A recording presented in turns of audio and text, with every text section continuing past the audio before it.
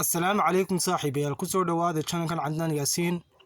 warbixinta maanta waxaan ku eegi doonaa xayawaanada ugu la yaabka badan ee adduunka balse inta aynu muuqaalkeena u galin waxa ka codsanayaa inaad channelka subscribe gareysid oo aad ka soo hagaagtid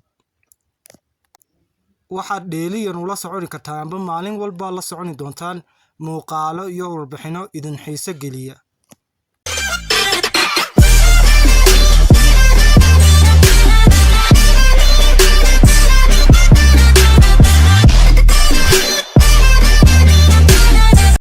warbixintan xayawaanada ugu la yaabka badan ee adduunka waxay u qaybsami doontaa dhowr qaybood tan waa qaybteedii koobaad qaybteeda koobaad xayawaanka koobaad ee aynu ku eegi doono waxa weeye daawade raha guduudan ama raha barbarka ah waxa culimada ku takhasusay cilmi xayawaanaad amba cilmiga xayawaanaadku ay ogaadeen nooc kamid ah rahaha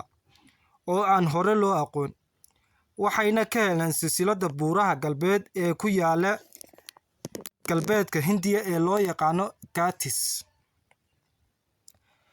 noocan raha kamid wuxuu leeyahay shid guduudan ama barbal ah oo dhalaalaya iyo wareeg buluug ah oo indhihiisa ku leeyahay iyo san u eg sanka doofaarka waxaana buuraha la ka helay sanadkii 2003 xayawaanka labaad ee aynu ku eegi doono warbixinteena waxa weeye daawade doofaarka badda ama doofaarka biyaha hadba saa u taqaanid doofaarka badda waxa loo yaqaanaa Capybara waxaana lagu sifeeyaa sidoo kale lagu tiriyaa inuu kamid yahay xayawaanada ugu waaweyn ee qabiilka jiirarka ama waxaana af carabiga loo yaqaano alqawaarid ama English daba loo yaqaano rodentiska haddaba doofaarka biyaha waxa uu leeyahay dib gaaban iyo indho aad moodo inay hurdahayso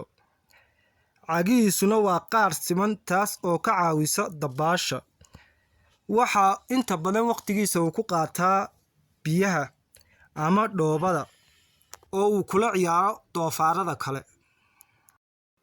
xayawaanka saddexaad uguna dambeeya qaybteena koobaad waxa weeye daawada xayawaanka loo yaqaano octopi xayawaankan octopi waxa uu ka tirsan yahay xayawaanaadka loo yaqaano gereyda waxaanu degan yahay keymaha rooban ee dalka Koongada sare xayawaankani haddaba waxa uu cunaa caleemaha waxaanu u eg yahay xayawaanka loo yaqaano gerida laakiin uu ka gaaban yahay marka loo eego qoortiisa gaaban haddaba midabka xayawaanka leeyahay waa bunni casaan waxaana kale uu leeyahay lugo ku xarafsan ama ku xardhan midab cadaan iyo madow ah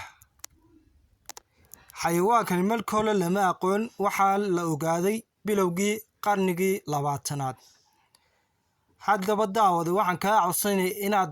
muuqaalkan like gareysid share gareysidna warbixinta kugu la yaabka badanna aad comment ku soo reebtid